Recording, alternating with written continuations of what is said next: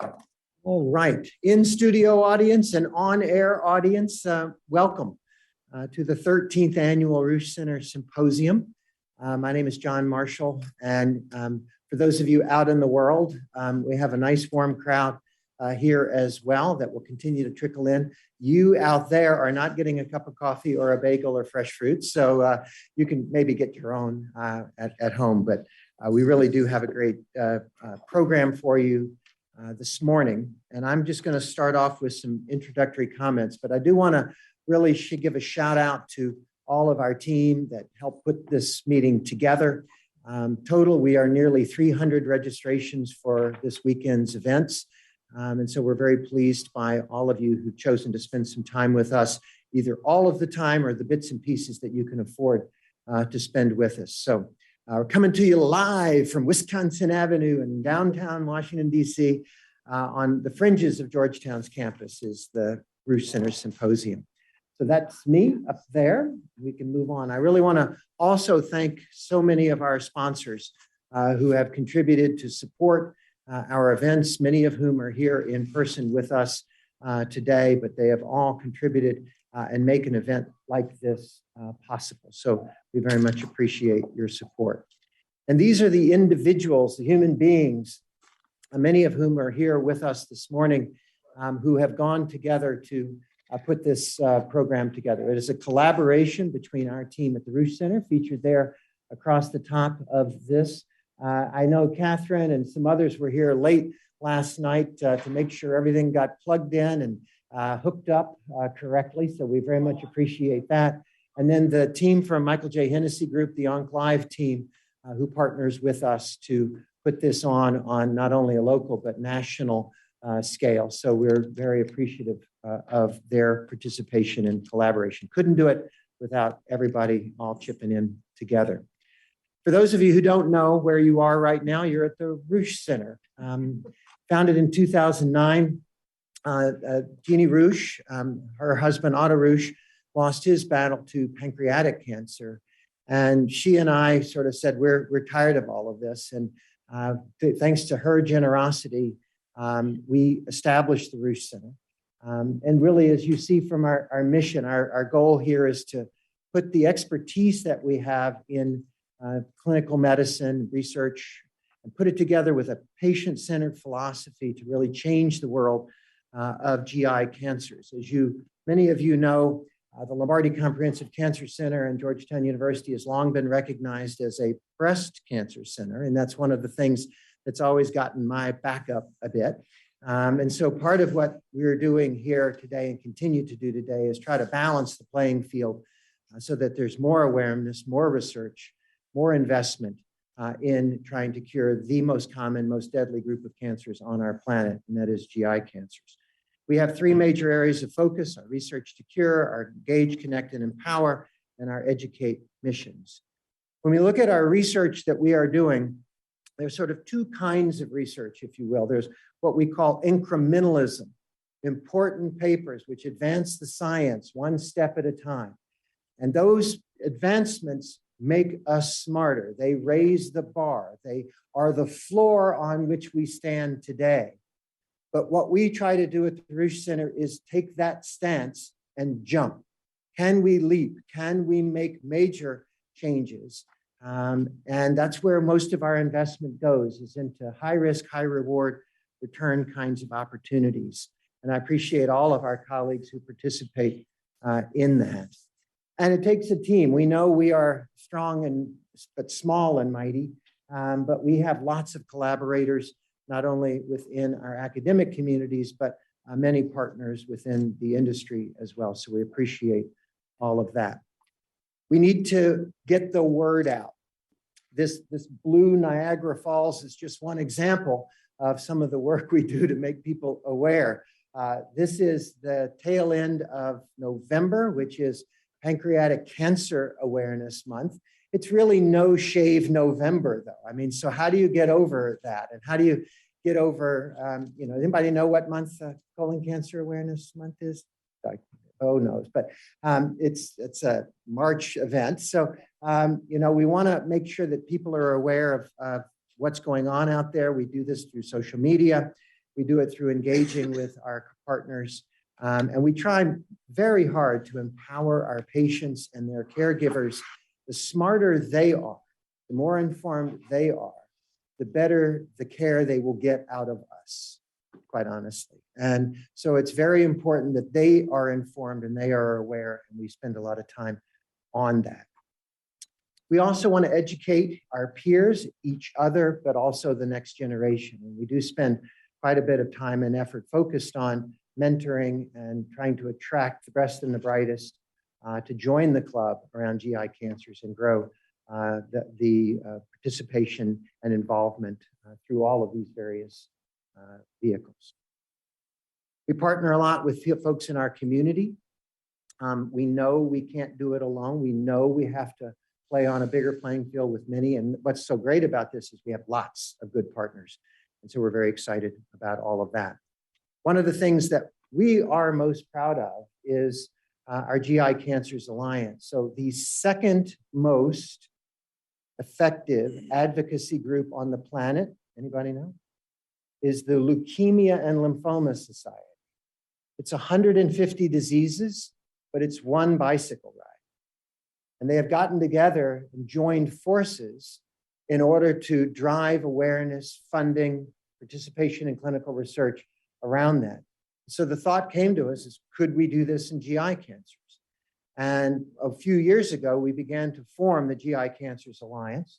And now we have over 40 participating advocacy groups that when it is time to go as one voice, we go as one voice. We go together. When it's time to be a pancreas cancer or a colon cancer or a stomach cancer advocacy group, we do that as individuals. But we tried to create a big tent that everybody could play together under, and it has been quite effective in the right circumstances. So we're hopeful that this will grow in importance and effectiveness as well. We've had a busy year despite the pandemic. We've got, I've got so many 5Ks under me, I'm needing hip work done. But anyway, it is between our golf tournaments and our programming that we have, it's been a very busy year for the Ruesch Center. And really our end of year celebration is indeed this event. So we're very excited to be getting there. One of the things that we do that I think is very important for the GI cancer community is keep everybody up to speed on the latest science.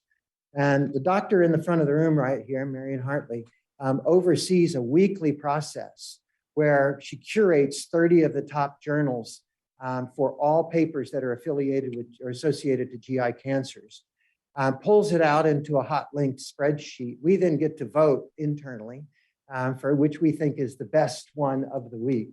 And we put out an email social media blast once a week to make sure anybody who wants to subscribe has access to the list of GI specific research. So anybody who's not getting this email or you're deleting it before you even know what it is, which is I'm guilty of a lot, please make sure we know about your sign up, register. You will get this email if you would like it. Very useful information. I wanted to give you a little bit larger context of where you are. The Ruesch Center focuses on GI cancers, but the Lombardi Comprehensive Cancer Center focuses on major science across all different types of cancers. And our cancer center has recently gone through a restructuring, focusing in three main areas of research. So cancer host interactions, as you can see there, cancer prevention control, and cancer cell biology. In many ways, our program today overlaps a lot of what we see in the organization here. But as you notice, this is not disease specific. So what we formed is something called the GI Working Group. We formed this starting about 6-9 months ago. And the idea here is, can we identify all the people on our campus and our campuses, because we now have collaborations with Washington Hospital Center, as well as Hackensack up in New Jersey.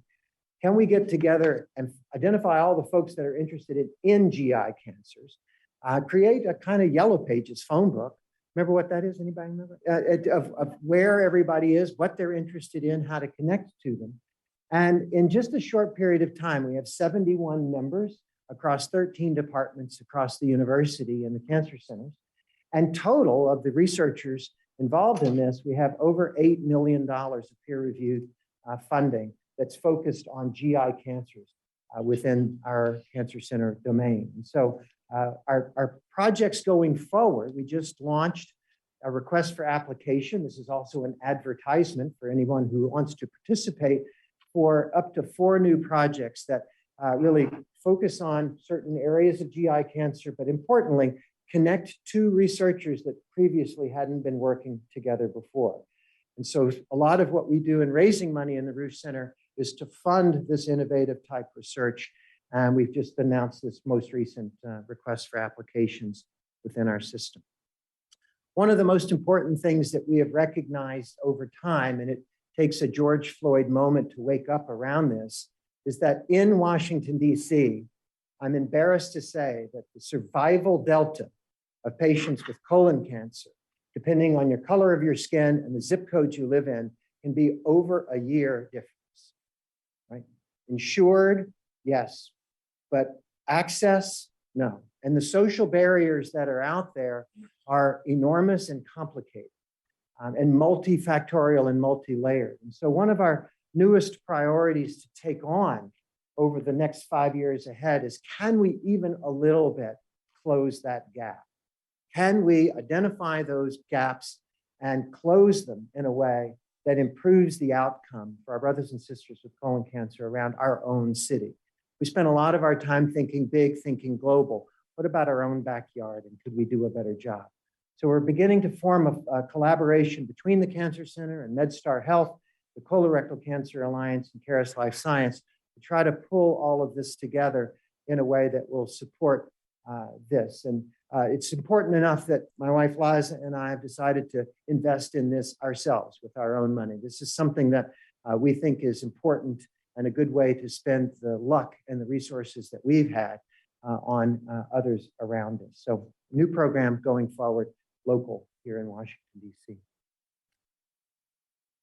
Our agenda. Last night was a hoot. Those of you who were there, we had quite a nice time. We celebrated with some kind of science jam, which was an hour and 20 minutes of just incredible GI cancer-focused science that's going on within our cancer center, featuring those speakers at the top. And then we had our annual Luminaries event, and we awarded 5 individuals, 3 of whom were able to make it here last night with a lifetime achievement in research and contribution to the world of GI cancer. It was quite a pleasant evening. It's quite a nice time to see other human beings in 3 dimensions. It was nice. There was some booze involved too, but it was a really nice event. These are the nominees and awardees from last night. But today is where we kick off really our own broader science. And I will say selfishly, we get together as a group and we say, who do we want to hear from? Who do we think are some of the leading scientists and innovators around the world, around the country, who can teach us something? So we're very excited about our program going forward. You can see how we're going to spend our morning. Dr. Ruth He is going to chair a session looking at targeted therapies. Then we'll take a short break. Dr. Weinberg is then going to lead a session around immuno-oncology therapies. And then I'm very excited that we will have at noon our Schaefer lecture. See, one of our lecturers just got in the room. Our Schaefer lecture will be focused on big data.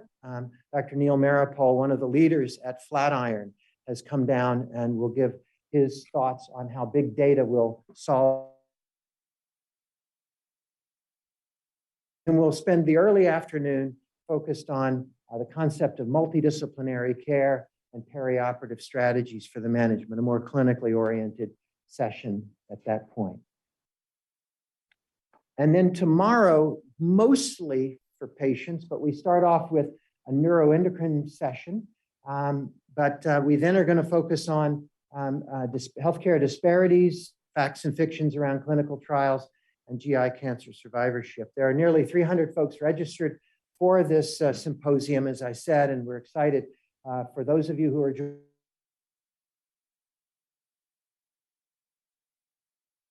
Couple more slides, Ruth, and then it's yours. So this is CME. So all of those who are able to get CME, please make sure you sign up and do that. We spend a lot of time and energy to make it so. I want to save the date.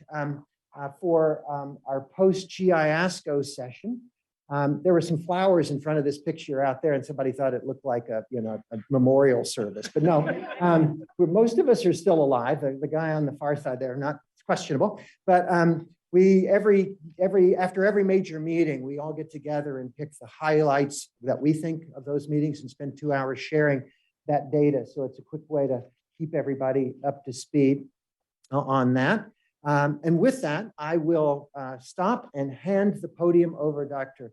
Ruth He, who is a world's leader in the world of hepatobiliary cancers, as well as many other aspects of cancer care, and very proud for her to be my partner in crime. So would you all please welcome Dr. Ruth He.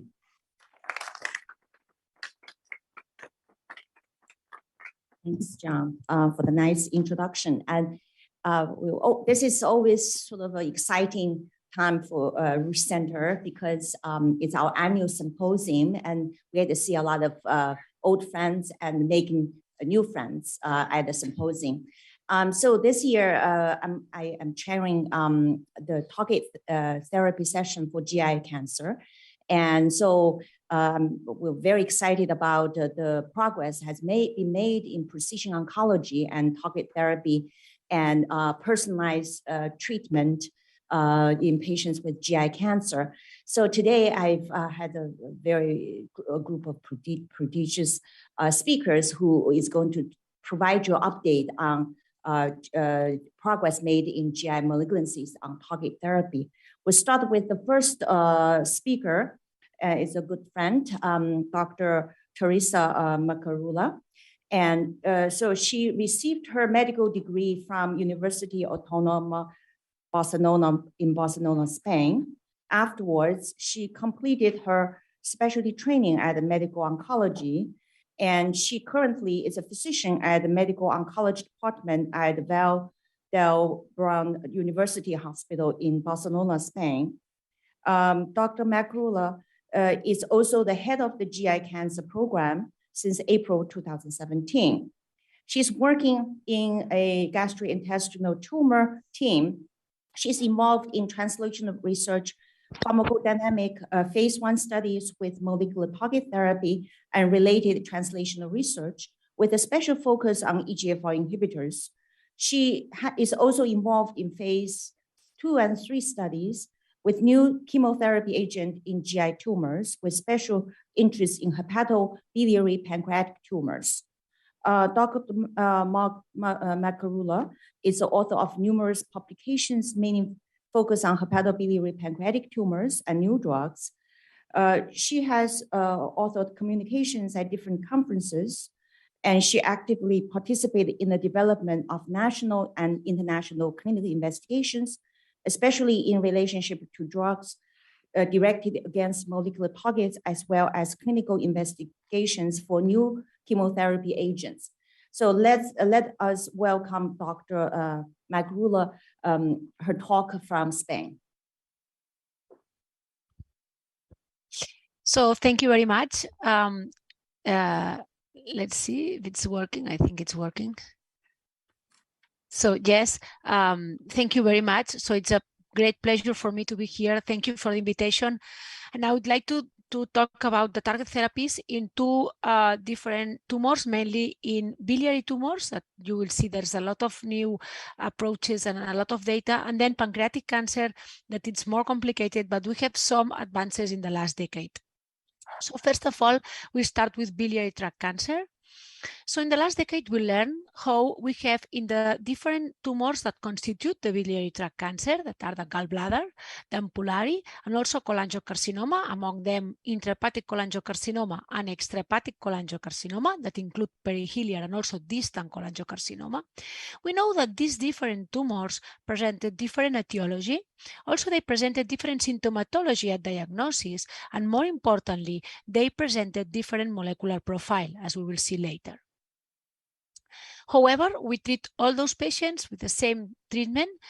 This is the trial that established our standard treatment for a lot of years. This is the ABC02 trial that demonstrated or treated patients with biliary tract cancer all together and demonstrated the combination of cisplatin and gemcitabine was superior to the treatment with gemcitabine alone. And take a look of these numbers, because then we can compare with the numbers that we have now with the new strategies. With this combination, cisplatin and gemcitabine, patients treated with this combination presented a PFS of 8 months and a median overall survival of 11.7 months, with a response rate around 25%. So remember these numbers. And then today we have a new standard treatment, at least in the United States, because this is FDA approved, and it's not in Europe because it's not still approved by EMA. The TOPAZ trial, it was a randomized phase 3 trial that included patients with biliary tract cancer, only gallbladder cholangiocarcinoma without ampullary cancers, and patients in first-line setting were randomized to be treated with durvalumab, cisplatin and gemcitabine, or placebo, gemcitabine and cisplatin. We use only 8 cycles of chemotherapy and then continued with durvalumab until disease progression, or placebo until disease progression. The primary endpoint of that trial was overall survival, and this is a positive trial. So patients treated with durvalumab, gemcitabine and cisplatin live longer than patients treated only with cisplatin and gemcitabine. And this was established as a new standard treatment in the United States. It is true that, again, we put together a mix of patients, a very complex heterogeneous group of patients, and probably not all the patients respond equally to immunotherapy. Unfortunately, today we don't have the data in order to know which are the patients that benefit more from this treatment. Let's start with the target therapy. We learned that the different tumors that constitute the biliary tract cancer presented this molecular profile. So intrahepatic cholangiocarcinoma mainly presented FGFR2 fusions, IDH1 and IDH2 mutations, BAP1 alterations, and also BRAF V600E mutation. However, when you see the cholangiocarcinoma, but with a different location, extrahepatic cholangiocarcinoma, the molecular profile is completely different. HER2 mutations are 1A alterations, but with no or with very, very, very low frequency of IDH1 mutation or FGFR2 fusions. And then we have the gallbladder. The gallbladder, it's interesting because presented some EGFR alterations and also some HER2 amplifications, HER2B3 alterations, PTEN or PI3K alterations. So as you can see here, a very, very different molecular picture depending on the location that we have. And also interestingly, we learned how intrahepatic cholangiocarcinoma is among all the biliary tract cancer, the tumor with higher incidence of targetable alteration. In fact, I think we can say that intrahepatic cholangiocarcinoma is one of the tumors with higher incidence of targetable alteration among all the tumors, the different tumor types. Here you have in the left side of your screen, you have the pre-screening that we did in the FIGHT 202 trial. It was a trial in order to find patients with FGFR2 fusions, cholangiocarcinoma and FGFR2 fusions, because we want to test the pemigatinib and FGFR inhibitor in this population. So we have to test more than 1,000 patients, cholangiocarcinoma patients, in order to find this population. And interestingly, we have here the data that show us how nearly 50% of the patients with cholangiocarcinoma presented any targetable alteration. And this is a high percentage of targetable alterations. Mainly, as I said before, IDH1 mutations, FGFR2 fusions, HER2 amplifications or mutations, BRAF V600E mutations, or MSI, for example. And also we have this SCAT classification that it was published by the Precision Medicine group of the ESMO group, and these SCAT classifications aim to define clinical evidence-based criteria to prioritize molecular alteration to select target therapy, and I think that's really important. So they classified as SCAT 1 or 2 alterations that are the ones with higher evidence for using targeted therapy, IDH1 mutations, FGFR and NTRK fusions, MSI, and BRAF V600E mutations. And thus, these SCAT 1 or 2 alterations are the ones with higher evidence, so the ones that we have to prioritize in order to find this match therapy. Our group did the effort to analyze more than 300 patients with biliary tract cancer, a majority of them intrahepatic cholangiocarcinoma, and we found that around 56% of those patients presented an SCAT alteration, mainly IDH1 mutations and FGFR2 fusions. And interestingly, when we analyze the overall survival in those patients with an SCAT alterations treated with matched therapy, the overall survival was much longer than those patients without SCAT alterations, with a median overall survival of 22 months compared with 14 months, and with a hazard ratio of 0.5. So really, you have to find those patients and treat with matched therapy, because this has an impact in the overall survival of our patients. And then also, we saw how the PFS is longer when you treat with matched therapy those patients with the SCAT 1 or 2 alterations compared with those with the SCAT 3 and 4 alterations, with a PFS of 5 months compared with 1.9 months and a hazard ratio of 0.3. So importantly, to find these SCAT alterations, but the effort has to be done for those patients with the SCAT 1 or 2 alterations. So let's see the data that we have with the main targetable alterations that we have with biliary tract cancer, mainly in cholangiocarcinoma. Starting with IDH1, we know that when a cell presented an IDH1 or 2 mutation, that cell presented an increase in the oncometabolite D2HG. And with this, we have in that cell an alterated epigenetic regulation with increased histone and DNA methylation. Also, we have a desdifferentiation of the cell, a decrease in the ATM DNA damage repair pathway, and also we have a stimulation of the tumorigenesis. Well, based in the phase 1 clinical trial that tested the safety of ivosidenib, an IDH1 inhibitor, and they included some patients with cholangiocarcinoma and IDH1 mutations, we designed this phase 3 clinical trial that is a Clarity trial that include patients with cholangiocarcinoma and IDH1 mutations in second or in third line. We include 187 patients, and those patients were randomized to be treated with ivosidenib or placebo. And as you can see here, crossover was allowed. Why? Because the patient asked for it, and we think that it was ethical to include this crossover. So for this reason, the primary objective of that trial, it was progression-free survival. So here you can see the results of the trial. This is a positive trial with an impact in PFS and with a hazard ratio of 0.37. That is a huge effort to have this hazard ratio in GI malignancies. As you can see here, we have both curves close, but when you see more or less at month 2, we have the separation of the curves, and then the curves are nicely separated. And interestingly, also you have here how the PFS at 6 months or at 12 months, it was 0% in the placebo arm. There were no patients with no progression at that time. But when you see the PFS at 6 months in the ivosidenib arm, you see 32% of patients without progression. At 1 year, 22% of the patient without progression. So that's an important number of data for this kind of patients. However, we do not have statistically significant impact in overall survival. But that's something that it was expected, because 70% of the patients that were treated with a placebo can do the crossover to ivosidenib. And for this reason, it's very difficult to have an impact in overall survival. However, when we apply this RPST method in order to adjust the results for the crossover, you can see here that the hazard ratio for overall survival become 0.49, so statistically significant, with a median overall survival of 10 months in the experimental arm and 7.5 months in the placebo arm.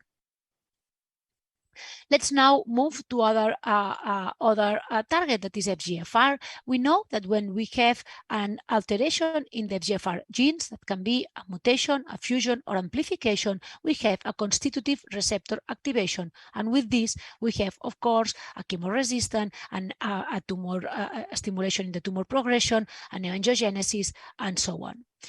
And then I will focus in FGFR2 fusion. This is especially frequent in intrahepatic cholangiocarcinoma with a frequency between 10 and 20% of patients. And we have different partners with these FGFR2 fusions, but the most important or common one is the BICC1 partner. The fact that we have different partners, multiple partners, it's something that sometimes it makes more difficult to find these fusions in these patients. So here in this slide, you can see all these FGFR inhibitors that in different clinical trials, mainly phase 2 clinical trials, they demonstrated similar activity in patients with cholangiocarcinoma in refractory setting with FGFR2 fusions. You see a lot of drugs. Mainly, I want to highlight that pemigatinib, it was the only one that is approved by FDA and by EMA. It's an FGFR 1, 2, and 3 inhibitor.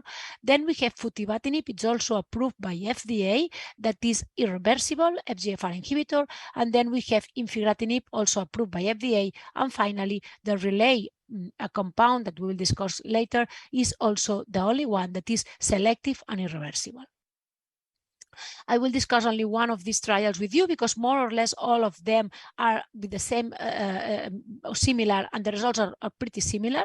This is the 5202 trial. It's a single-arm phase 2 trial that includes patients with cholangiocarcinoma in refractory setting, and they included 3 different arms. One with FGFR2 fusions, the second one with other FGFR alterations, and finally with no FGFR alterations.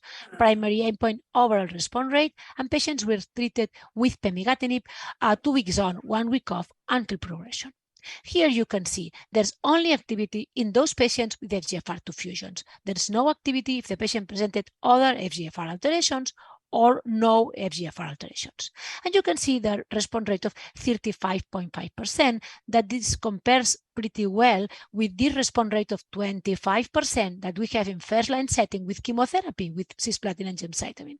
Also, when you see the PFS, 6.9 months, and the median overall survival in this refractory setting of 21 months, you can compare with 11 months in the ABC02 trial. So really, when you target this alteration, you have a really good and active results. And then I have to highlight these results because are impressive. This drug, that is the Relate 4008 drug, the results were presented, are preliminary and were presented in the ESMO meeting in Paris. You have this trial, they started with a phase 1 trial that try to find the dose of the drug. This is completed, but then now we have a phase expansion phase 2 trial with different arms. First of all, that is the arm that I will present the data, and it was presented in ESMO meeting, FGFR2 fusion cholangiocarcinoma with FGFR naive patients.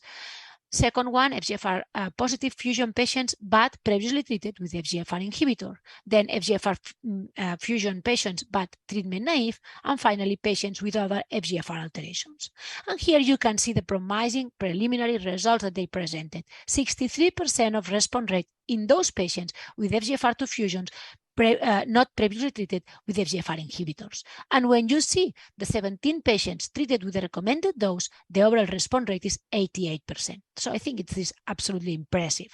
This is a selective, irreversible FGFR2 inhibitor. In fact, I have some patients in the trial, and I treat some patients after FGFR inhibitors, and also the response are pretty good. So let's see what happened with the rest of the cohorts, and let's see what happened with the mature data of this drug. We have nowadays 2 randomized phase 3 clinical trials that are testing this strategy of FGFR inhibitors in first-line setting. We have a trial with pemigatinib and we have a trial with futibatinib.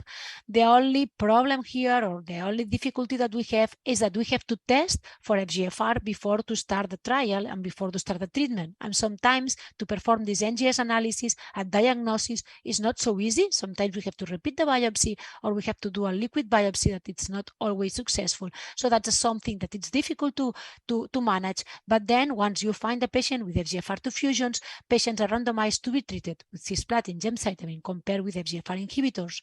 And the crossover, again, it's allowed to the patients. So the primary endpoint is progression-free survival. Let's now move to the target that I like, I think the most, that is HER2 overexpression. Why I like this target so much is because it's common in intrahepatic cholangiocarcinoma, but it's more common in extrahepatic and in gallbladder. And those are tumors in which we do not have many treatment options. It's different from the intrahepatic cholangiocarcinoma. So for me, this is a great target to look at. We have the data with zanidatamab. Zanidatamab recently published. It's not put here, but it's recently published this phase 1 trial. Zanidatamab is a bispecific antibody that simultaneously binds to 2 distinct sites on HER2. And in a phase 1 clinical trial with biliary tract cancer with HER2 amplification, you have this overall response rate of 41%. So that's incredible. It's really good data. And this is published recently. And now we have only also completed the phase 2 trial that includes around 100 patients with biliary tract cancer and HER2 amplification with this drug. So we will see the results. But my experience treating patients with this drug is fantastic. I have 2 patients with gallbladder, so a tumor with really bad prognosis, and treated in second line with this drug with a complete response for more than 1.5 years. So that's absolutely a good results for this population with really, really bad prognosis. And then we have published the data with pertuzumab and trastuzumab in those patients, again, with HER2-positive biliary tract cancer with this response rate of 23%. And also we have the data presented in the last TASCO meeting with trastuzumab deruxtecan with this overall response rate of 36% with median duration of response of 7 months. So it seems that this is a target that can help us to treat our patients. So it's not easy to do. It's easy to do, so it's not complicated to do. So I think all our biliary tract cancer have to be tested for HER2 overexpression. And another interesting approach is this dabrafenib and trametinib combination. The ROAR trial, it was a basket trial that include different cohorts. One of these cohorts include patients with biliary tract cancer with BRAF V600E mutation. That is around 5-7% of patients with intrahepatic cholangiocarcinoma, and they demonstrated in a very, very refractory population this spectacular response rate. And in fact, I have some patients treated with this strategy with really bad performance status, very, very high tumor burden, and respond really, really well to this strategy. And finally, the fusions. We have, of course, some patients, between 2-3% of patients with cholangiocarcinoma with these NTRK fusions, and larotrectinib and also entrectinib demonstrated activity in this group of patients in these trials that include different tumor types with a fusion. The same strategy with the Libretto trial that was recently published with selpercatinib is a RET inhibitor in patients with different tumor types that presented the RET fusion. In this case, they included 1 patient with cholangiocarcinoma and responds pretty well with a partial response to this strategy. So also we have to think in the fusions in this group of patients. So take-home message for biliary tract cancer and target therapies. Biliary tract cancer is a really heterogeneous group of tumors. It is true that cisplatin and gemcitabine plus or not durvalumab, it depends if you live in the United States or in Europe, remains the standard first-line treatment option, and we treat all biliary tract the same way. But then we know that intrahepatic cholangiocarcinoma presented this high percentage of targetable alterations, being IDH1 mutations, FGFR2 fusions, HER2 amplification, and BRAF V600E mutations, the most promising one.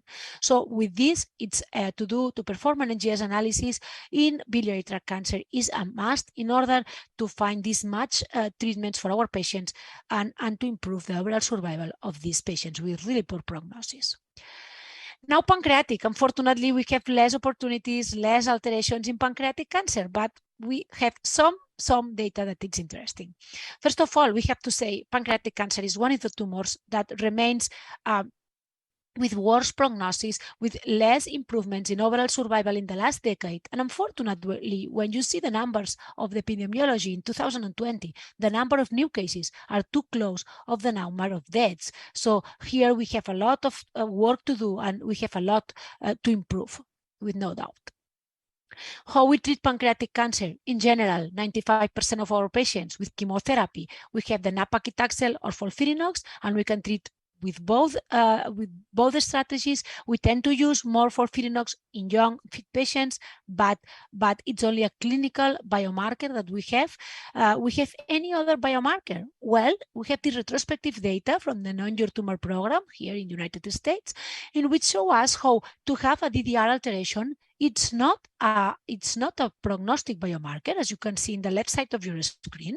Patients with live the same the patients without DDR alteration. However, when you introduce the platinum-based chemotherapy in your treatment, then this becomes a biomarker for platinum-based chemotherapy. So patients with DDR alterations has to be treated with platinum-based chemotherapy because it has an impact in overall survival. Here we have one positive biomarker for platinum-based therapy.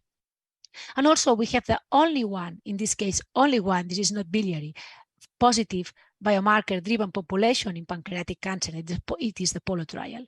In this trial, we did the effort to screen more than 3,000 patients, and we found that 7.5 patients presented the biomarker, that it was the germline BRCA1 or BRCA2 mutations. Only this small percentage of patients, and it depends on the country, this percentage is lower.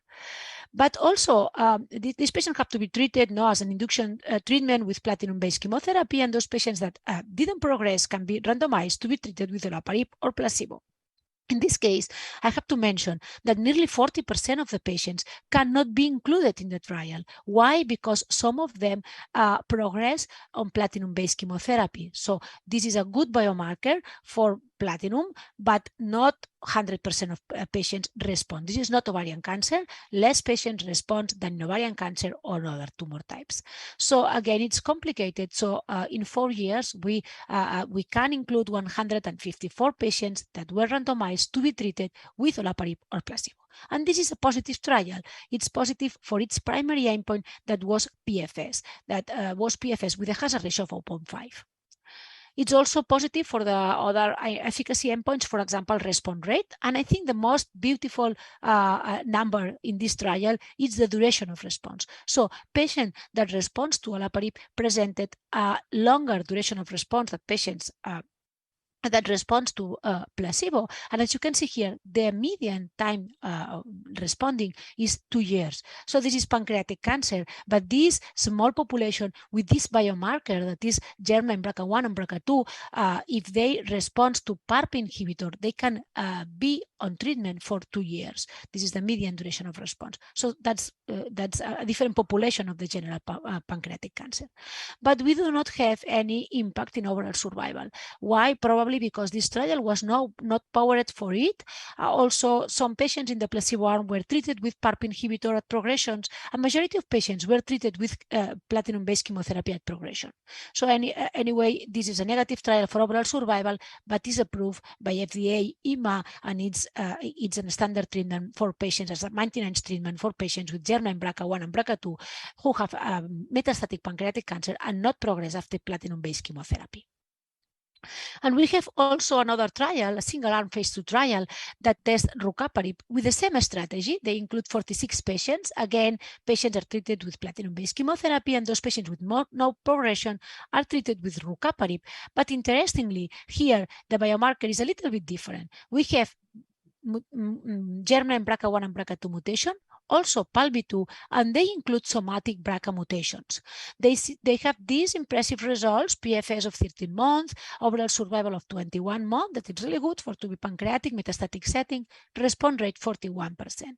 But interestingly, when you see who responds, we have complete response in patients with germline BRCA, but also in patients with PALB2, and we have some nice response in patients with somatic BRCA. So that's important. Some patients with a somatic BRCA can respond pretty well to platinum and can respond to some PARP inhibitors, at least with rucaparib.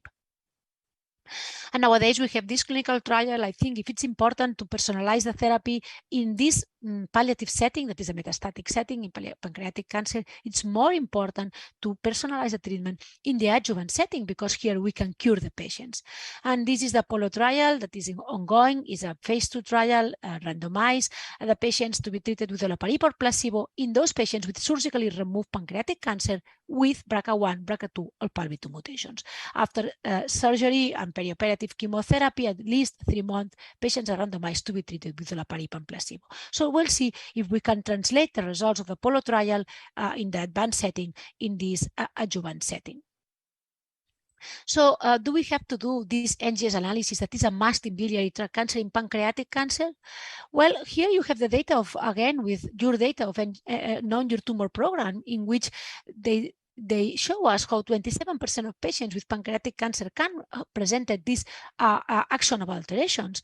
And also they demonstrated nicely how when you treat those patients with match therapy, they live longer than when you have patients without target therapies or with alteration, but you cannot treat with match therapy. So to treat those patients with match therapy has an impact in overall survival.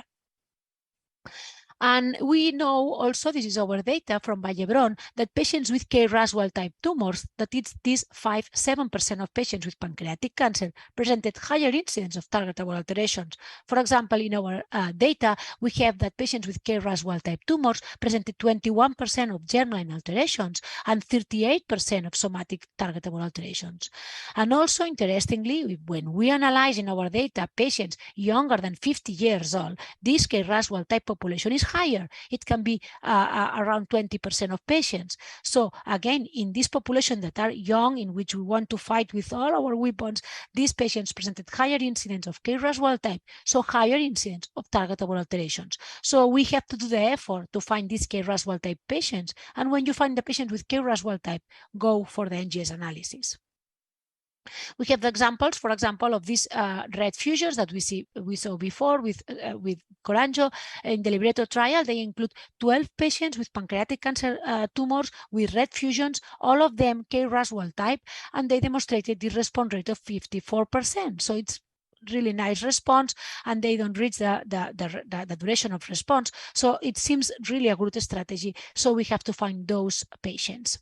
And then the zenocutuzumab history, it's very nice to when you find a patient with an NRG1 fusion that are enriching those patients young and KRAS wild type. So in this population, the fusion are there, and we treat some patients in this trial with zenocutuzumab. You can see here, they presented the data with 12 patients, but again, more than 40% of response rate, and the tolerability is perfect. So it's nice when you see a patient that progressed to chemotherapy, and you can offer this kind of treatment with good tolerability and with this activity, and you can control the tumor, so you can offer the patient a good quality of life. And then finally, we can, we can drug the undruggable. So this is the data from adagrasib in pancreatic cancer in patients with KRAS G12C mutation. It's so rare to find this mutation. It's 1%, even less, but we have the data with this small number of patients, 10 patients treated with adagrasib, and you can see this response rate around 50% of patients respond, but also the disease control rate, it was 100%. And this is pancreatic cancer. So let's see if this targeting KRAS G12C is the first of other inhibitors, and we can we can target other KRAS mutations more frequent in pancreatic cancer. So take-home message for pancreatic cancer: the development of more effective therapies is crucial in pancreatic cancer because, again, it's one of the tumors with worse prognosis today. The POLO trial was the first positive trial with selected population and established olaparib as a new standard treatment for patients with germline BRCA1 or BRCA2 mutations. However, the proportion of patients with pancreatic cancer that presented targetable alteration is around 10-15% of patients, but these are higher in patients with KRAS wild-type population. So we have to find these patients. Also promising results targeting KRAS G12C, and hope it will be the first KRAS mutated alteration that we target, we hope. And so completed NGS analysis is a must in advanced pancreatic cancer, at least in those patients with KRAS wild-type tumors. And determine germline BRCA, of course, it's a must, and it's in the NCCN guidelines. So we have to do it in all our patients. So with this, thank you for your attention, and I will be here for the discussion. Thank you. Thank you. Thank you. That's a very nice presentation on target therapy in pancreatic biliary cancer. So we're going to save all the questions to the end. And now let me introduce the next speaker, Dr. Steve Maron. And he is a medical oncologist at the Maron Sloan Kettering Cancer Center, who specializes treating gastrointestinal malignancies with a focus on esophageal and stomach cancer. He received his bachelor degree in Cornell University, followed by medical degree at the Jefferson Medical College. He completed residency in internal medicine at the Yale New Haven Hospital and hematology oncology fellowship at University of Chicago. He also holds a master's degree in biomedical informatics from University of Chicago. His research focus on applying informatics tool to identify novel therapeutic targets and improve patient selection for targeted therapy and immunotherapy. A major focus of this work has been improving our understanding of tumor heterogeneity and developing clinical trials aimed to overcoming the barrier. Dr. Maron's research has been supported by grants from NCI, Colorectal Cancer Foundation, American Association of Cancer Research, and many other funding sources.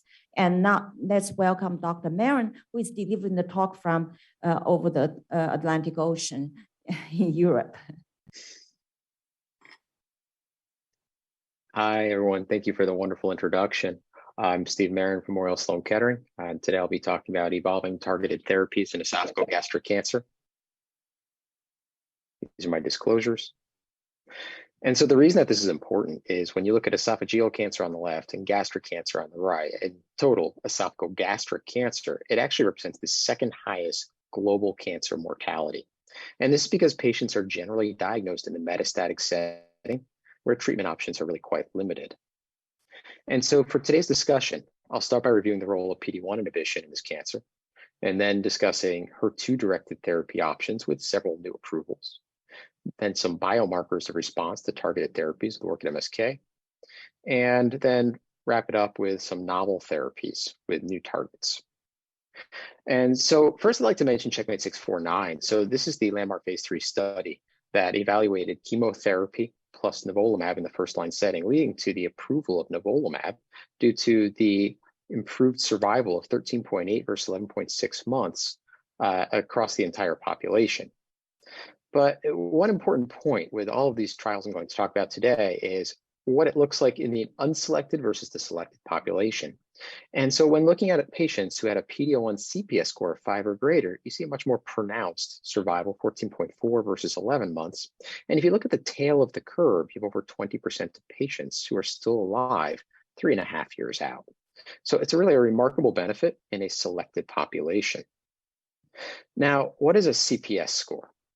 So a CPS score is combining looking at the PD-L1 stating tumor cells plus immune cells divided by the tumor cells in the denominator only multiplied by 100. And this is compared with a TPS score that's less sensitive, that's only looking at the proportion of tumor cells that are staining for PD-L1. And I bring this up because when you're looking at the finer details of Checkmate 649 at the top, you could see for overall survival that the benefit is very clear in those patients with a PD-L1 CPS of 5 or greater. But if you look at those patients with a PD-L1 CPS of less than 5, or particularly less than 1, there is really no clinical or statistical benefit with the addition of nivolumab in these patients. And so we really have to consider who we give this to in our practice, recognizing the potential for significant toxicity. Now, the patients that do stand to gain significant benefit are primarily those with MSI high tumors, representing about 5 to 7% of the population. You could see MSI high on the left and MSS on the right in Checkmate 649. And you could see that, again, 3 years out, 60% of patients are still alive with MSI high tumors, just demonstrating what a profound effect adding nivolumab could have. But it's not a complete surprise, as we know even 5 years ago in this Nature Medicine paper with later line monotherapy PD-1 blockade.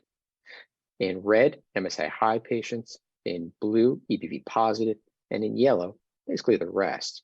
And you can see that despite MSI high being only 5 to 7%, EBV only about 5%, you're seeing that almost every patient in this waterfall plot that had a deep response to monotherapy had either MSI high or EBV positive tumor, with very few exceptions. These are the patients who stand to gain the most benefit. There are also the patients who have more distal gastric tumors, not really esophageal or GE junction, which is a little bit confusing when you look at our only approval in the locally advanced setting, which is per Checkmate 577. So this is in patients with cancers of the esophagus or the GE junction only, either adenocarcinoma or squamous cell carcinoma, who had undergone chemoradiotherapy followed by surgery with residual pathologic disease. And these patients were randomized in a 2-to-1 fashion to nivolumab for 12 months or placebo with a primary endpoint of disease-free survival. And you can see a very profound separation in the dotted lines for patients with squamous cell carcinoma with a disease-free survival median of 29 versus 11 months. More modest, but still clinically and statistically significant in adenocarcinoma in the solid lines, median 19.4 versus 11 months. But again, when you look at the details here, the patients who have a PD-L1 CPS score of less than 5, hazard ratio 0.89, and the confidence interval crosses 1, there's no benefit. When you look at tumor location, it's really the patients with esophageal cancers, primarily those squamous cell cancers that benefited when you look at histology. So the takeaway here is the patients who really benefited on the study are the squamous cell esophageal cancers or the adenocarcinomas with a CPS of greater than 5. And so when we look across our current treatment paradigm, I just showed you chemoradiotherapy followed by resection, followed by nivolumab. But then we have 2 other paradigms in gastric and GE junction cancers, namely FLOT4, perioperative FLOT, or adjuvant therapy as typically done in Asia with SOX or CAPOX. And for both of these paradigms, we currently have no immune checkpoint blockade approvals. And that includes several populations that I would expect to drive a great amount of benefit, as mentioned at the bottom of the slide. But we do have several studies evaluating this currently underway. These are all phase 3 studies. You have Matterhorn, about 900 patients randomized to perioperative FLOT plus durvalumab or placebo. Keynote 585, where patients were randomized to receive a platinum doublet or later FLOT plus pembrolizumab or placebo perioperatively. And then Keynote 595, where 600 patients were randomized to definitive chemoradiotherapy plus pembrolizumab or placebo without surgery in this instance. And so these trials are all done accruing with data maturing, and hopefully we'll have an answer shortly to help address our donut hole, if you will. But we do have recent data actually from GI ASCO this year. So we know with MSI high patients from post-op data from the MAGIC study with perioperative chemo and the classic study with adjuvant chemotherapy, that patients with MSI high tumors either do not gain any benefit from the addition of chemotherapy, or potentially it could be detrimental. And so the question then is, do we need the chemotherapy in addition to the immunotherapy, particularly for these patients? And so this is a French phase 2 study in neonapedia where 32 patients with intention to treat were given 3 months of neoadjuvant immune checkpoint blockade with nivolumab and ipilimumab. 29 of the 32 patients went on to receive surgery. And the majority of these patients then received 9 months of adjuvant nivolumab. The 3 patients that didn't undergo surgery, 1 was actually found to have metastatic disease, and 2 others had declined it. The study had a primary endpoint of pathologic complete response. And remarkably, 59% of patients had a pathologic complete response. So I really view this as a game changer in our field, and this will lead to really subsequent development of neoadjuvant immune checkpoint blockade for MSI high patients. And of things to note here, this is regardless of whether patients were microsatellite unstable due to Lynch syndrome versus somatic hypermethylation of the MLH1 promoter. And it was also regardless of PD-L1 when stratified by 5, as you can see on the right. And so when I try to put this in the context of how I plan to treat in the future MSI high cancers, I don't have an answer yet for chemoradiotherapy followed by surgery followed by nivolumab. It wasn't actually assessed in CheckMate 577 because frankly, you don't usually see MSI high tumors in this population. I would not do perioperative FLOT. I would not do adjuvant CAPOX due to the data that we have from MAGIC and from Classic respectively. But I would love to do more immune checkpoint blockade, particularly on a clinical trial, as we saw in neonapedia. But then the question becomes, if you do have a clinical complete response, is surgery even necessary in some of these patients? If you do undergo surgery and there's a complete response, do these patients necessarily need adjuvant immune checkpoint blockade? And then the last question is for patients who have a relative contraindication to receiving upfront immune checkpoint blockade, is there a role of stratifying patients by minimal residual disease to see if they need immune checkpoint blockade afterwards? And so to summarize PD-1 therapy, adjuvant nivolumab improves disease-free survival after chemoradiotherapy and surgery, particularly in patients with esophageal squamous cell carcinoma and a PD-L1 score of CPS 5 or higher. That phase 3 studies adding PD-1 blockade to definitive CRT and perioperative chemotherapy will hopefully mature quite shortly. And that PD-1 blockade is now moving up to the neoadjuvant setting, particularly for patients with MSI-high tumors.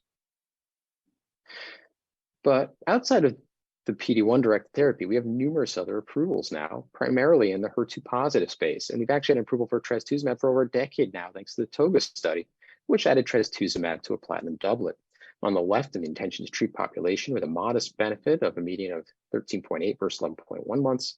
And on the right, according to our current HER2-positive definition of IHC 3+ or 2+ FISH positive, with median overall survival of 16 versus 11.8 months. So quite a survival benefit. But now we're getting into several very recent approvals. And so this is KEYNOTE-811, which took CAPOX plus trastuzumab plus pembrolizumab or placebo. And we actually have an FDA approval for the addition of pembrolizumab as it increased the objective response rate from 51.9% to 74%. So it's an objective response rate difference of 22.7%. Now, this has not extended to approvals in Japan or the EU yet because survival data, both for PFS and OS, has not yet matured. But this is certainly practice changing. It's actually based on a phase 2 trial that was run at Memorial Sloan Kettering, where 37 patients received pembrolizumab, trastuzumab, and chemotherapy. And in this study, we actually achieved a 91% objective response rate with a median progression-free survival of 13 months, median overall survival of 27 months. So really remarkable data. And based on this, if the phase 3 looks anything like it, I would expect an approval in the EU and Japan as well based on survival.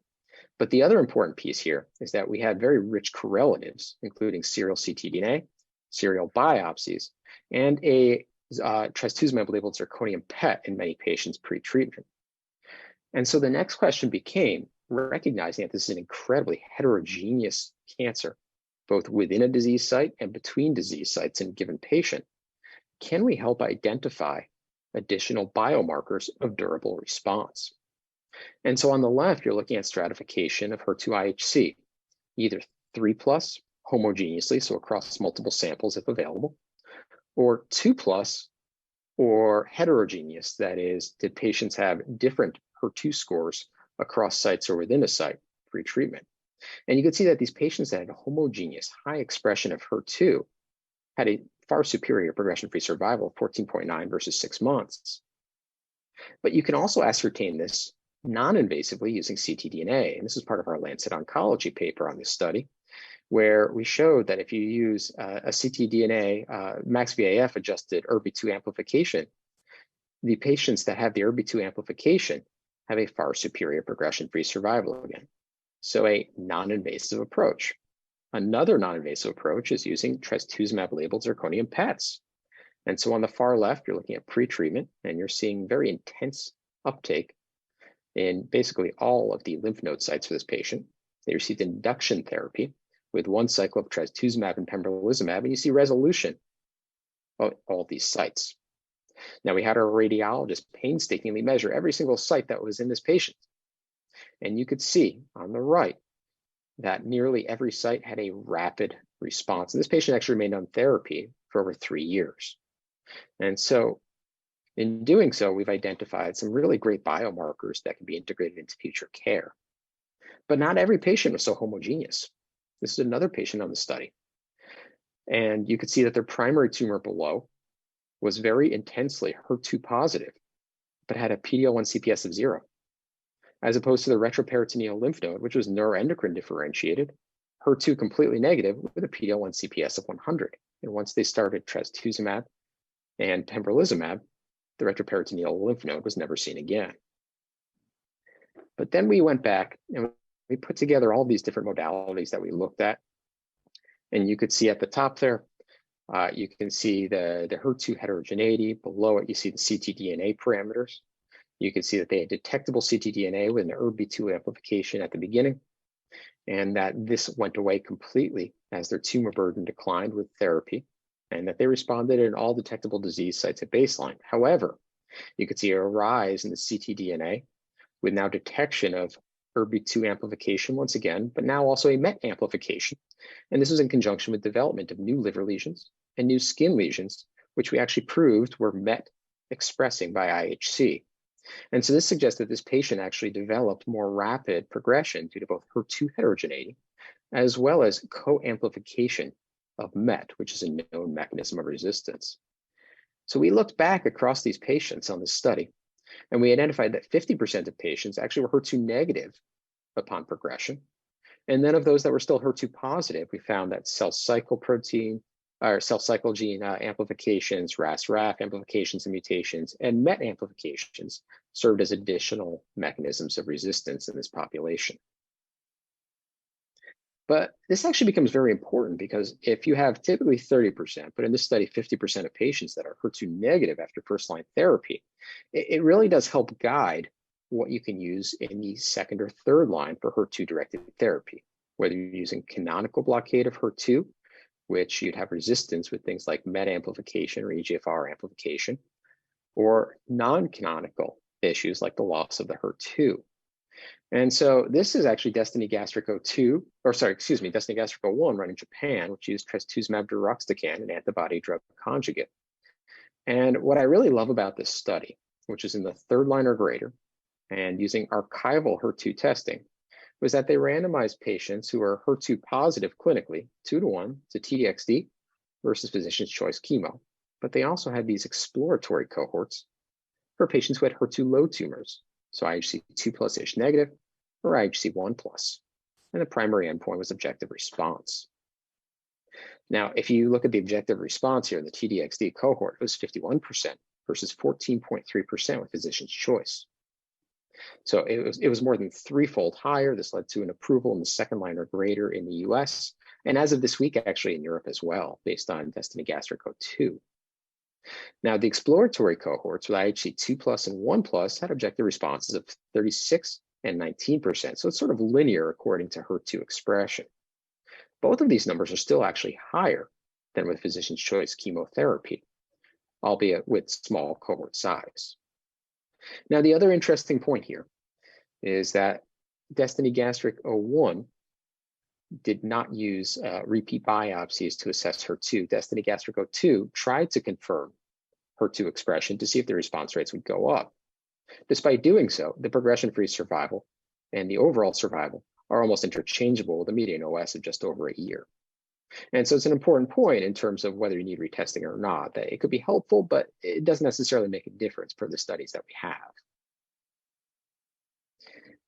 So we talked about PD-1, we've talked about MSI, we talked about EBV, and we talked about HER2, but there are numerous other targets under development in esophagogastric cancer, just like the biliary cancers that you just heard about from Dr. Macarulla. And so additional RTKs that we can go after include FGFR2, MET, and EGFR. And then we also have many trials looking at Claudin 18.2 targeting now as well. And like Dr. Macarulla, EGFR is one of my favorites. This is one particular case we treated on SK, a 39-year-old woman with a HER2 positive EGFR amplified metastatic cancer who received panitumumab plus TAS-102.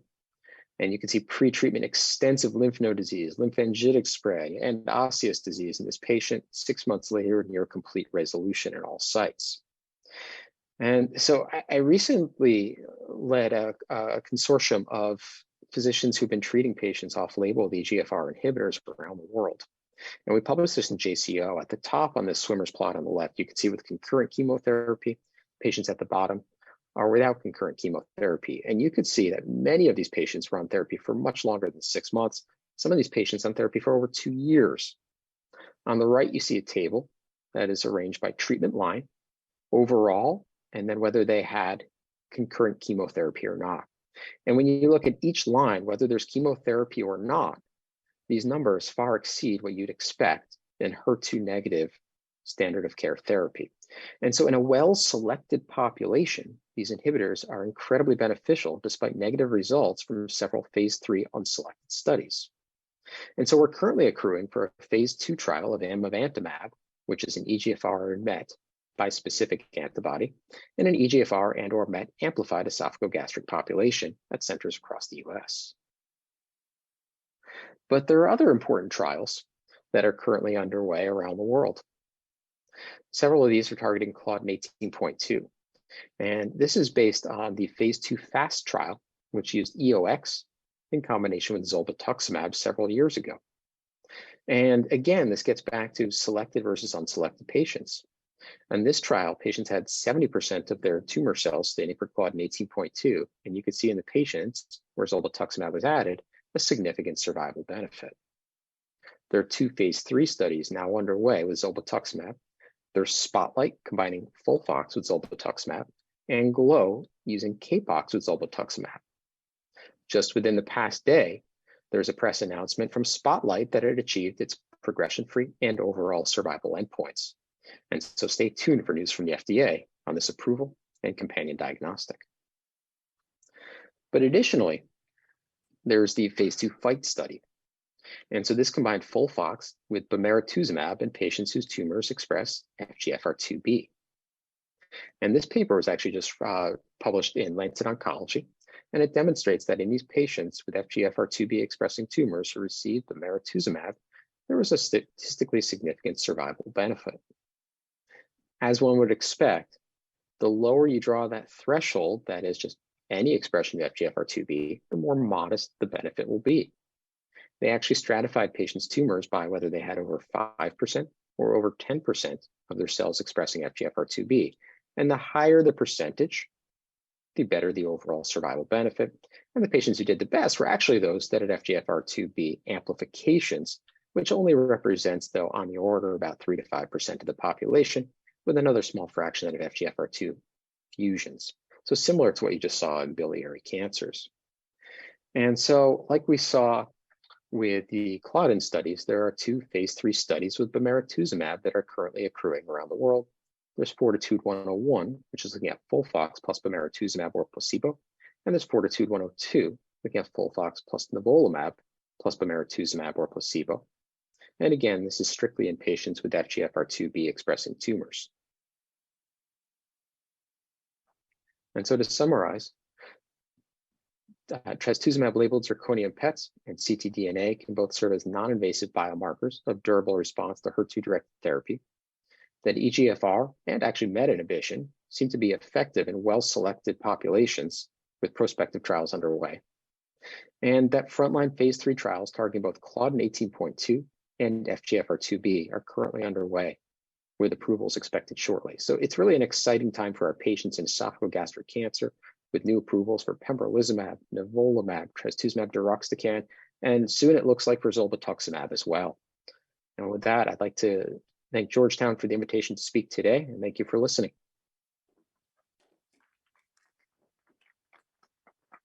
Thank you for the very nice detailed discussion about targeted therapy, immunotherapy in upper GI cancer.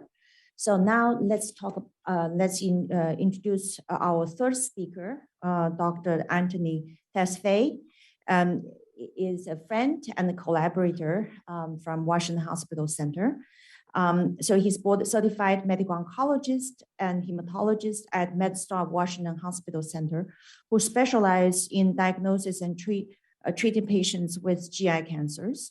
Prior to joining to MedStar Washington, Dr. Tesfaye served as assistant professor at NCI designated Barbara and Kamanos Cancer Institute, Wayne State University in Detroit for 5 years after completing his fellowship training at the Lombardi Comprehensive Cancer Center at the Georgetown University Hospital. Now let's welcome Dr. Tesfaye.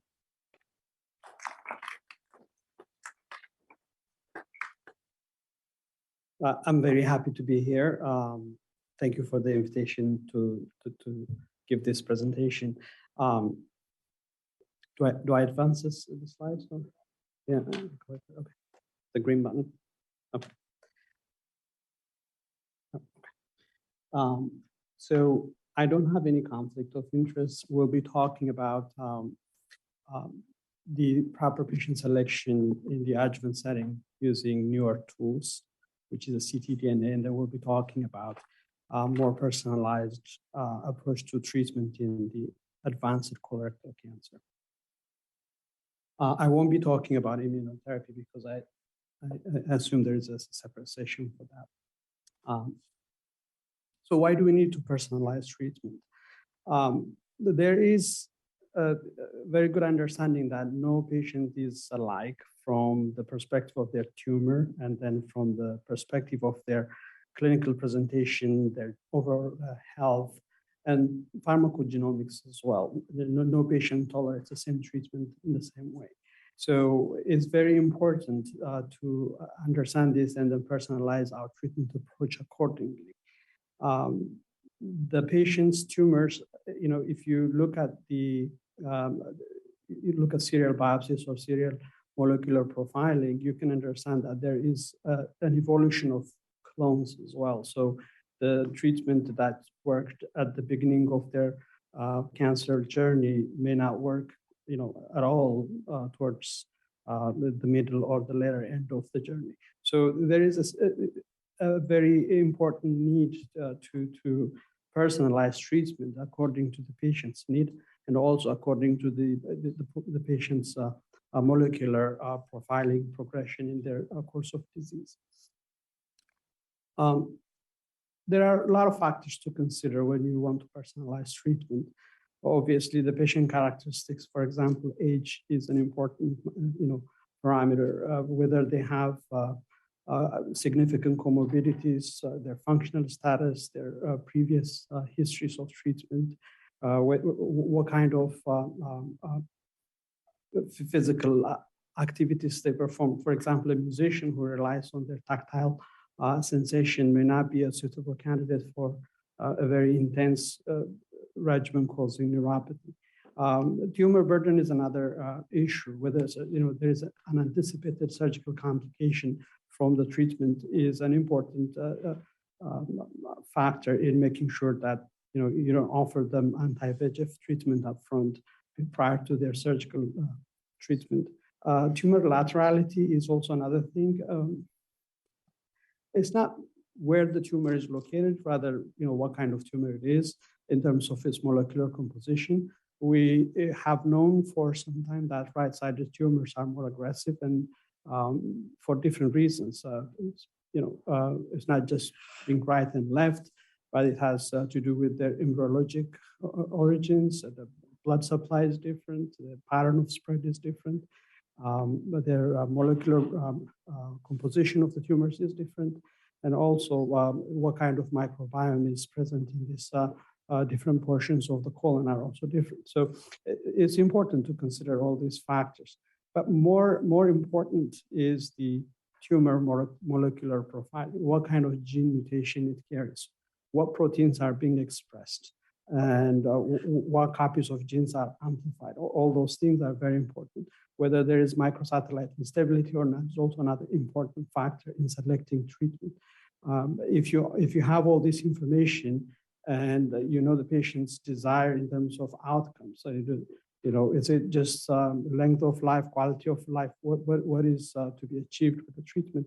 You can personalize the treatment recommendations. So let's talk about ctDNA, how we can use it to personalize adjuvant treatment. This is, the current practice model is everybody who is stage 3 colon cancer receives chemotherapy. But we know for sure half of those patients don't need chemotherapy. And in stage 2 colon cancer, we don't give routinely chemotherapy for all the patients. We select patients based on some clinical high-risk features, and we give chemotherapy, but we know for sure about 10-15% of the patients will have cancer. So how can we reliably identify those patients who need chemotherapy? This is a very important question because we're over-treating some patients, obviously, at least in stage 3, those who don't need chemotherapy. So what exactly is ctDNA? ctDNA is a cell-free DNA that is detected in the plasma of patients, and this, it's released into the plasma from cell death or as a result of active secretion of the fragment of DNA. So in the case of tumors, this cell-free DNA is very unique compared to the cell-free DNA that we see from normal cells. Because, apoptosis and necrosis can happen to non-cancer cells as well. And there is always some, cell-free DNA. It's like the waste, that gets released into the blood constantly. So the ctDNA is unique in a way that it has shorter base fragment, and the cleavage pattern is different from the rest of the normal the cell-free DNA coming from the normal cells. And also it has a different methylation patterns, and then it may carry some genetic mutations as well. So over the last many years, we have refined the tools to detect reliably the cell-free DNA that comes from the tumor versus the normal cell. So this is a picture I took from the consensus paper from the NCI task force. I think it was published a couple of years ago. It's a very important picture. It helps you understand the roles of ctDNA detection kits in the care of your patients. So on one side, we have the x-axis, we have tumor burden. So the ctDNA detection threshold for extent of disease in the body is much lower than our typical radiographs, CAT scans and PET scans. Well, why does this matter? Because now we are able to see cancer in the body when we cannot see it with our eyes. There's no macroscopic disease, or using X-rays, CAT scans, and PET scans. I would like to draw your attention to the mid part of this picture. I'm sorry, I think there's a reflection. So if you look at where the graph drops right after surgery, so you do surgery, you remove a bulk of the tumor, so the amount of disease in the body drops significantly. So how far does that drop? We don't know. Would it be zero completely, that the patient is cured, or the amount of disease in the body drops to the level that we can no longer detect it? So would they have just micrometastatic disease or no disease at all? So these yellow nadir there in the middle can actually reach zero. Those are the patients who are cured by surgery, but that's not always the case. Some patients would have some disease left in the form of micrometastatic disease. So if you have an excellent test that can detect a very, very small titer of DNA coming from the tumors, then you can identify those patients and offer them treatments. So this is the minimal residual disease assessment. So there are different assays being developed and have already been developed. They differ in terms of how sensitive they are. Sensitive, not the biostatistical term. Sensitive is like what is the smallest fraction of DNA that they can detect. It's measured in variant allele frequency. The best test can detect titers as low as 0.01%. What it means is in 10 ml of plasma, you're able to detect one variant allele frequency. The lower the number, the better it is. It's just like the test that you use to detect viral load in HIV. The lower the number, the better it is. There are two broad ways of getting ctDNA assay. One is the tumor-informed approach, and the other one is just tumor-naive approach. You don't need a tissue. In the tumor-informed approach, you get a specimen. You look at the genetic makeup of that tumor that was removed surgically, and then you develop a probe to see if those gene mutations appear in the blood. Some critics of that would say you're looking for the tumor, markers of the tumor that's already been removed. What about new gene mutations? So how is a test going to be adaptable in the future if there is a clonal evolution? Certain micrometastatic cells start to express a different kind of genetic makeup. The tumor naive approach basically looks for, a couple of different ways. One is just common hotspot alterations. So these are, the G mutations that we know for sure are commonly seen in colorectal cancer. Or the other is looking at the tumor DNA from a different perspective, not mutation, but the epigenetic signatures, methylation markers, and all that. So using all these different techniques, now we have different assays, and they all have their own data to back their respective uses. This is a slide to show how strong a prognostic marker ctDNA is. So we have relied for a long time on CEA in our clinical high-risk features. For example, a positive lymph node or lymphovascular invasion, barrier invasion, as a markers of how the patient is going to do in the future. Now, these both studies are from the Australian group. The first one, the first bullet point in the first couple of graphs are from stage 2 colon cancer patients. I think they looked at more than 230 patients. And it shows that a positive ctDNA after surgery is correlated with a very high risk of cancer recurrence at about 2.5 years, so 27 months. So 80% recurrence. And if you look at the hazard ratio there, it's 18%. That's a very, very strong correlation. There was no correlation with CEA levels. The clinical parameters that we use, the high-risk features, they were correlated not as strongly. The hazard ratio is about 3%. That's the graph on the right side at B. When you look at stage 3 colon cancer, post-op positive ctDNA correlated with a high risk of recurrence. So the recurrence-free survival at 3 years in a positive post-op ctDNA was 47% versus 76% for the negatives. So positive means bad, negative is good. But as you can see, these numbers, these are not absolute numbers. So there is either we need better assays to detect more because maybe the detection threshold is lower, we're missing some patients.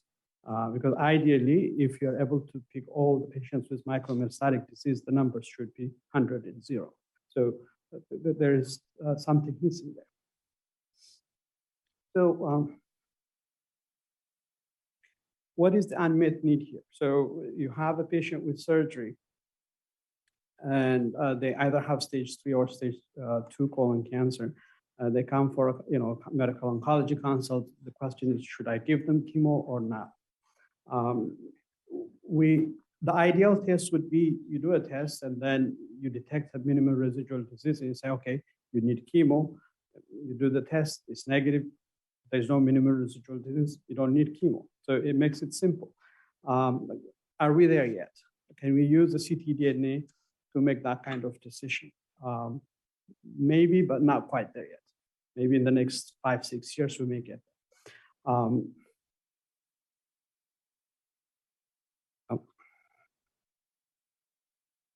So if you look at this slide from the Australian group, this is in patients with stage 2 colon cancer.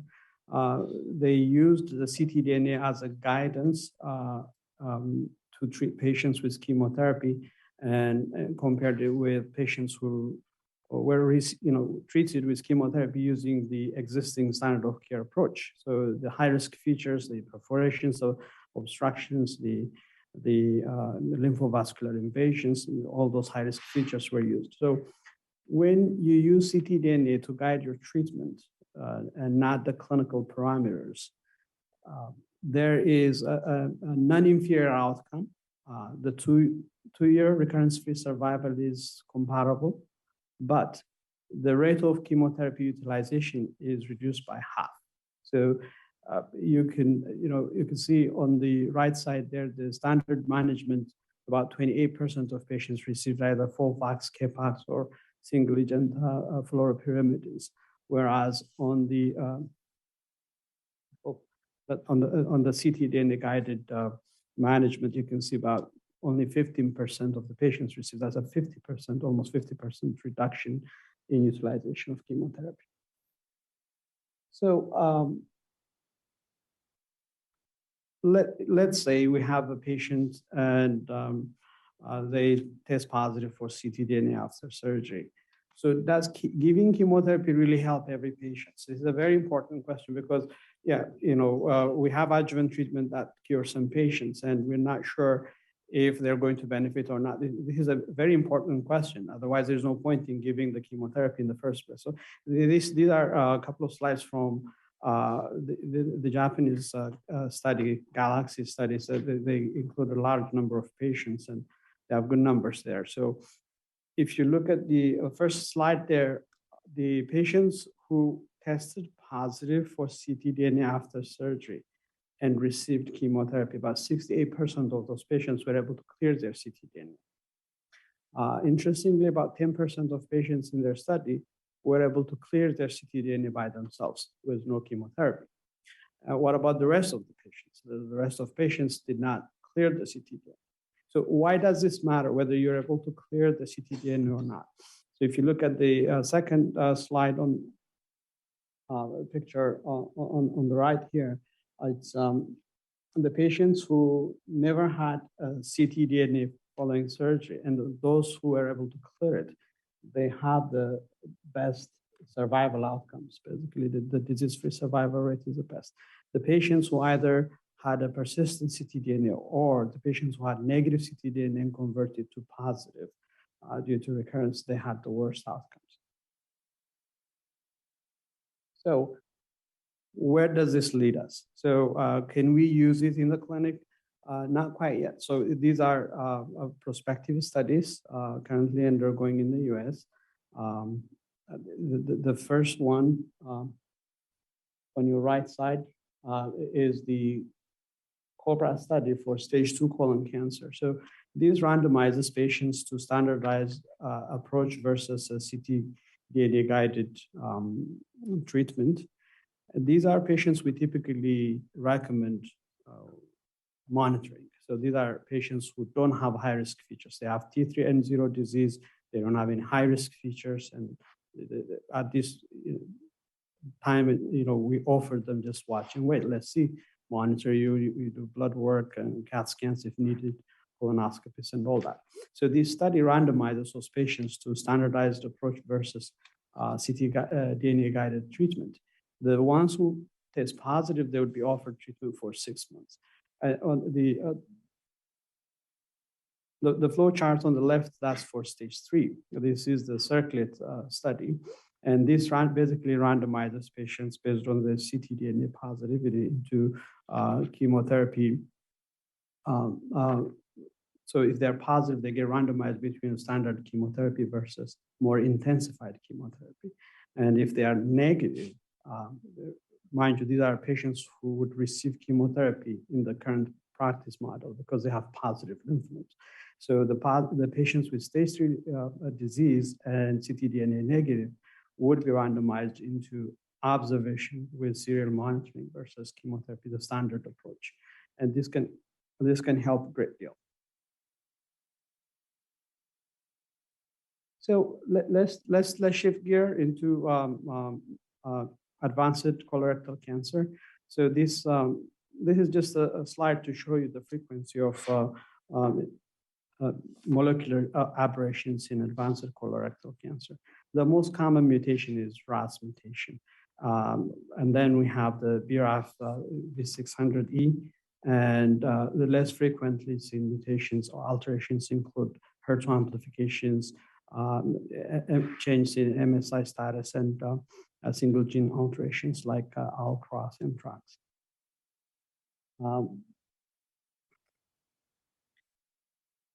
This has been, talked about a lot. We know right side colon cancer is an aggressive cancer, but more recently we know that left side colon cancer responds better to anti-EGFR therapy, not the right side. It's not that the right side is aggressive, but it also does not respond to anti-EGFR therapy, even if there is RAS wild type status. And this has been shown recently in a phase 3 study. It's a Japanese study, and the degree of benefit is very small, but it's a positive study. It's about a 3 months difference in the median overall survival. For many years, we haven't been able to target the RAS mutation. But more recently, in the last few years, now we have some success. We have drugs that are targeting the G12C mutation, which is not the most common kind of RAS mutation, but it's a progress because the RAS protein has been elusive for many years. The BRAF gene mutation can also be targeted, which is in about 10% of patients. So this is the adagrasib is the selective KRAS G12C inhibitor. This has been shown to help control disease and shrink tumors as well and improve survival, especially in combination with an anti-EGFR antibody, cetuximab.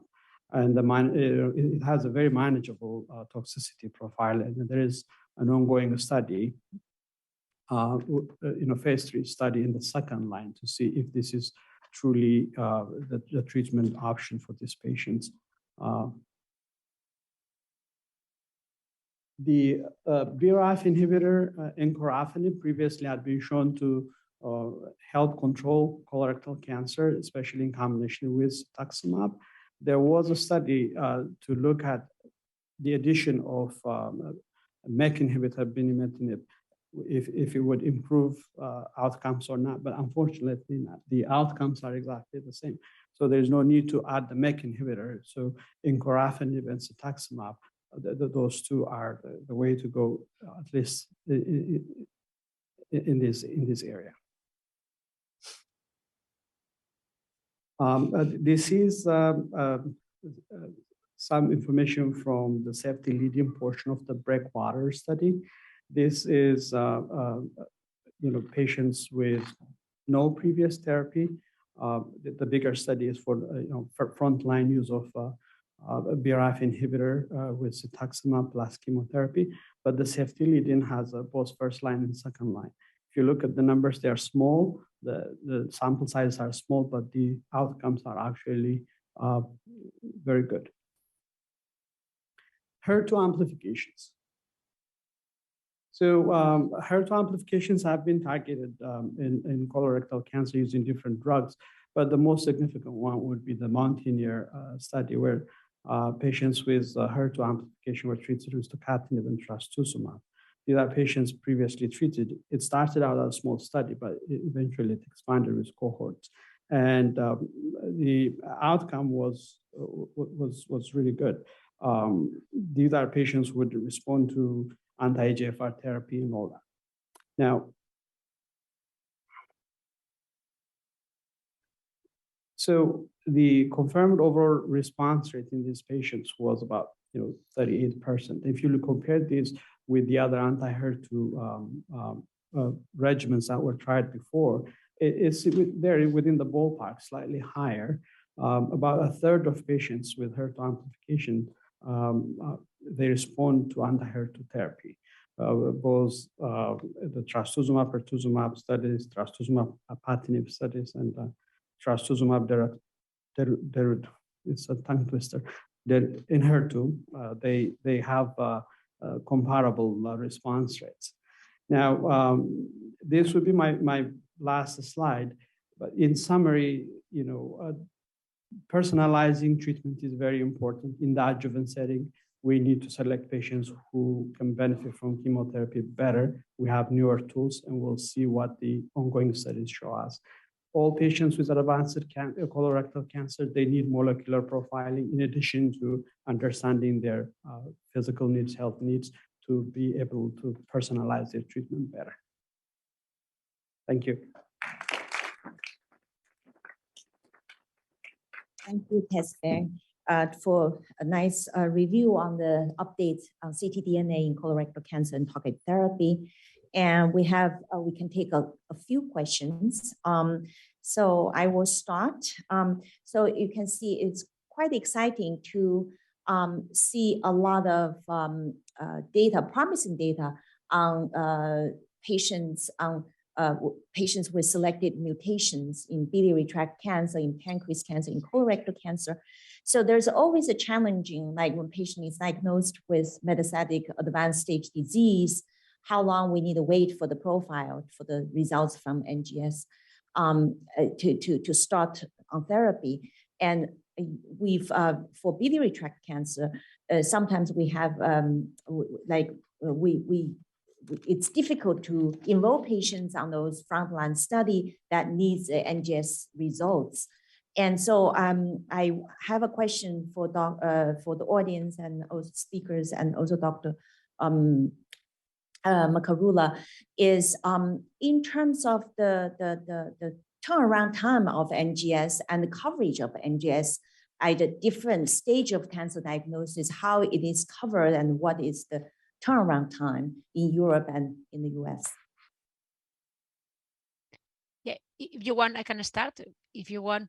So that's a huge problem, especially in those patients that need the results in order to include it in clinical trials. I think as a general concept, we have to do the NGS as soon as possible in the advanced disease, no, in order to have the results during the first line treatment. And in this case, it's not so urgent to have the results, but it is true that when you have to wait the results in order to include the patient in the clinical trial, normally in my case, to wait more than 2-3 weeks, it's very complicated. In Europe, we have two different ways. Normally, we have the problem that it's not reimbursed for the majority of countries, the governments. So we have to do it through the screening of different clinical trials. And for example, a complete NGS analysis in-home, the in-home tested, maybe we have to wait 2 weeks or 3.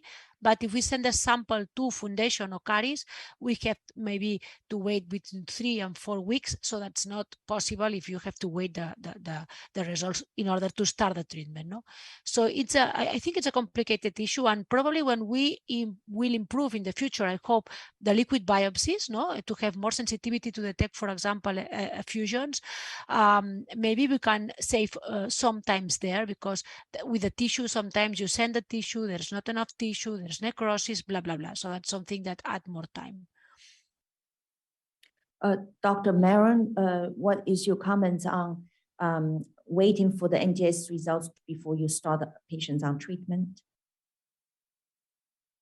Yeah, I completely agree. It's problematic. What I actually do in the stage 4 setting is I can send people for MSK Impact, which even with an in-house sample takes about 4 weeks to turn around. But at the same time, I do ctDNA testing. One, because of the probability of at least one of these tests failing. But 2, because we found that if you test both a ctDNA and primary or primary MET, both for tissue, going up to 2 tests increase your sensitivity significantly for finding an actionable alteration.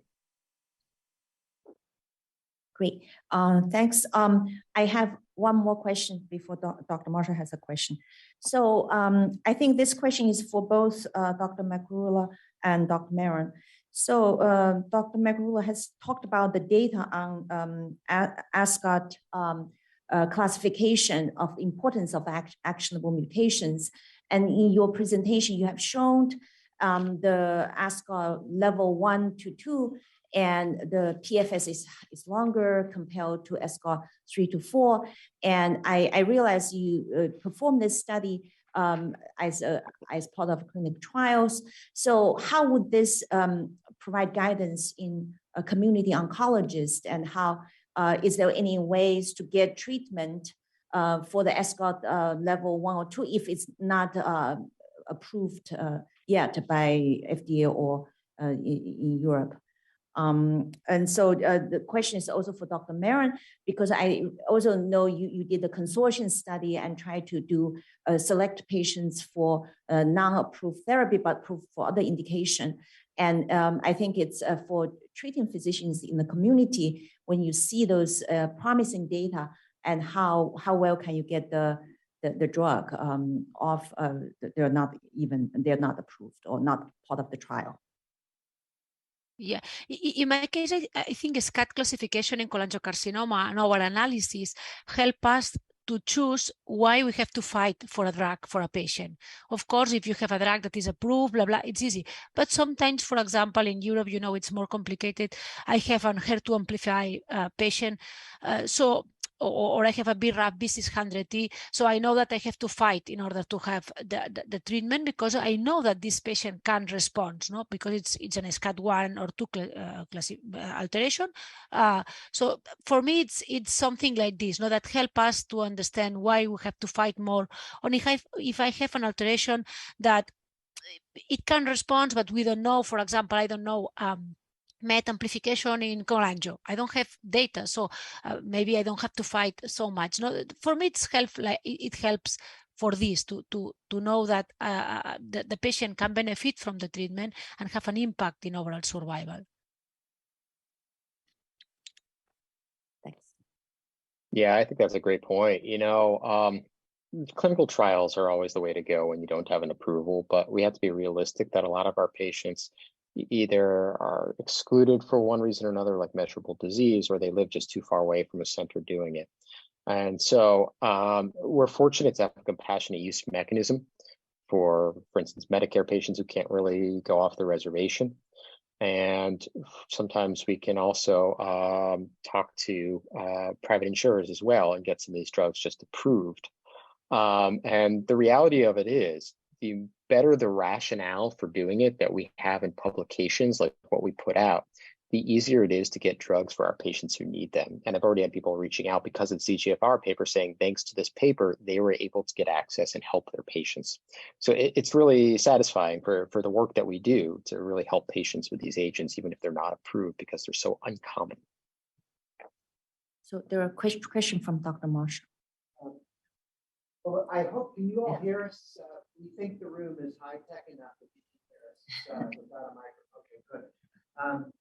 So I'd like to challenge you to, as leaders, global leaders in drug development, for what's next, because a lot of the studies that we talked about today already are isolating a drug in a very specific setting to demonstrate, in some ways, proof of principle. Responses in the 30-40% range. We're very pleased by 80% responses, but we're seeing increasingly combinations of therapies, which, whether that's chemo or other targeted agents, drive it further. I think about the complex signaling pathways in colorectal cancer and other GI cancers. So one drug, one target is not satisfying, but it's not where we want to end up. So can you talk a little bit about how we as academic institutions can improve the process or increase the rate of doing these kinds of combination tests when it might involve more than one company or a novel sort of biologic ideas? Where do we go from here? Val DeBron, you're the world's expert. What would you say? I cannot hear very well the question, so it's how we have to move forward with these new combinations or something like this. He's saying, where's the great leap forward? So I think, first of all, to understand the biology of the tumor. So to have data, to understanding the preclinical data to try to characterize these tumors. An example is a cholangiocarcinoma. So, for example, we did a huge effort to understand how the IDH1 mutated tumors are different from other tumors, because maybe there's less immune infiltration. So first of all, to understand that not the tumor is the same, and then this gives the rationale for the new strategy. So not combining immunotherapy with all the drugs. So it's maybe we need this preclinical work in order to understand which are the combinations with more rationale, and then try this. Probably, for example, in pancreatic, that it's very difficult to have succeed in these new combinations. Try these small trials with different treatment strategies. If it's working, move forward. If not, close the arms. So something like this, not to put a lot of patients in new strategies, in new combination with no biological rationale.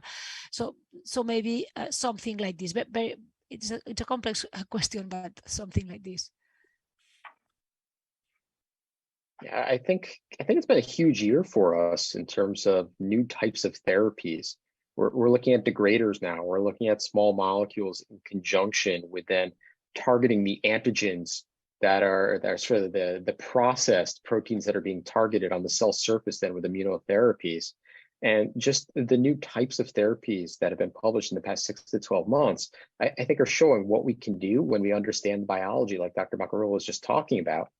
And in doing so, with these kinds of combinations, we're not really playing whack-a-mole anymore with that downstream RAS amplification or mutation. And we've actually seen that RAS and TP53 have suddenly become targetable in the past few months. So I want to congratulate you on very interesting work. One of the questions I have is about the assets. And so you have a very clear signal, easier to understand it, but how often are you finding either a discordance between the tumor and the cell-free DNA, or the cell-free DNA gives you a very unclear signal? You don't know what to do with it. So how often do you see that? Very often. So there are a few different issues here. The first issue is the detection in ctDNA is going to be proportional to the tumor volume. So on one hand, if you have somebody with very low tumor volume, the absence of an alteration just says that you just might not have enough there. So the negative predictive value isn't very good.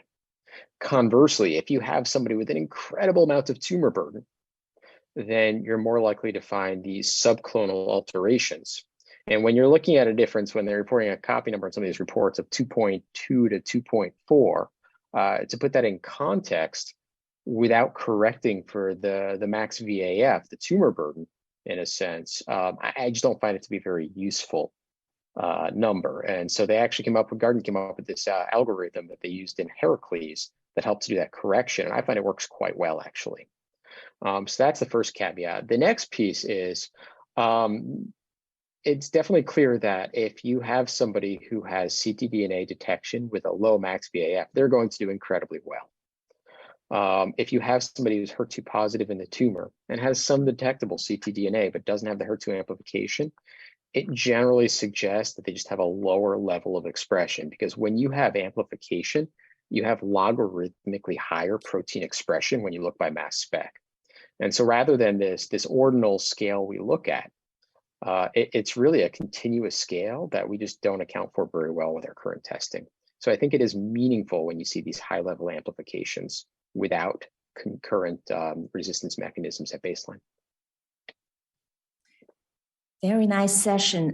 Thanks to our three insightful speakers who provide a very nice update and also very nice questions and discussion.